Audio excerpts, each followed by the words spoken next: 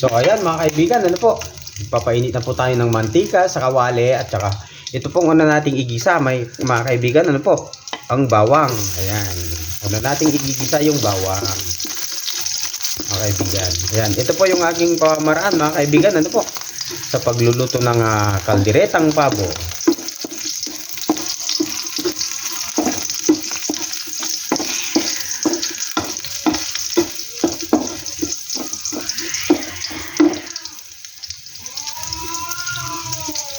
Susunod po natin itong ayan, sibuyas mga kaibigan, ano po.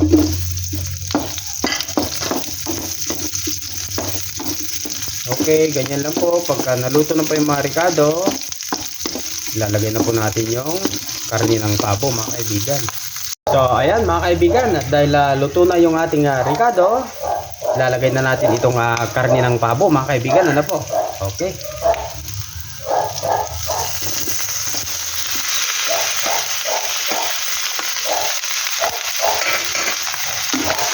Ayan, haluin lang po natin. Itong karne ng pabo mga kaibigan, bali pinalambot na po natin ito mga kaibigan, ano po. Ayan.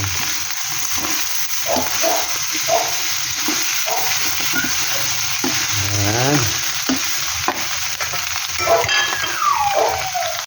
So yung sabaw ng pinagpakuluan natin mga kaibigan, yung pinagpalambutan natin ng pabo, ayan siya naman nating ilalagay na pansabaw natin mga kaibigan.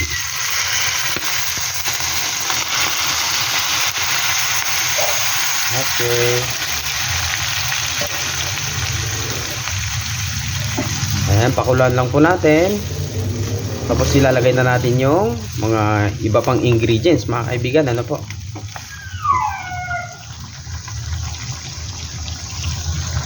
Ayan, at dahil kumukulo na mga kaibigan, lalagay na natin itong pineapple tidbits. Ayan. Tapos lalagyan din natin ng raisins mga kaibigan, ano po. Okay. Saluin lang natin dahan-dahan para hindi madurog yung karne ng pabo mga kaibigan, ano po.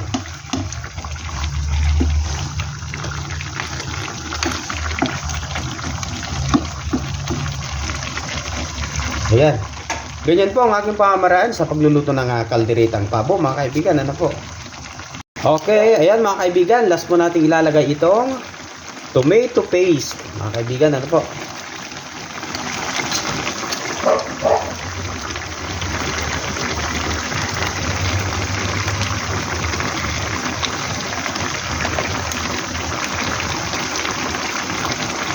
Tapos ito kaldereta mix.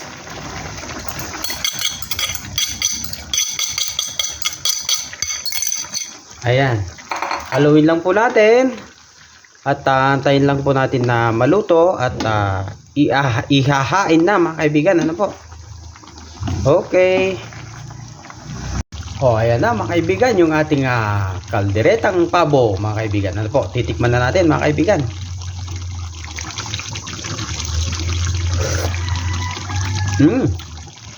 Sarap mga kaibigan. Saktong-sakto, walang labis, walang kulang. Hindi maalat, tsaka hindi rin matabang mga kaibigan, ano po. Okay, marami pong salamat. Sana po ay nakapagbigay ako ng tips kung paano pong magluto ng kalderetang pabo mga kaibigan, ano po. Ito po yung sa aking pamaraan. Okay po.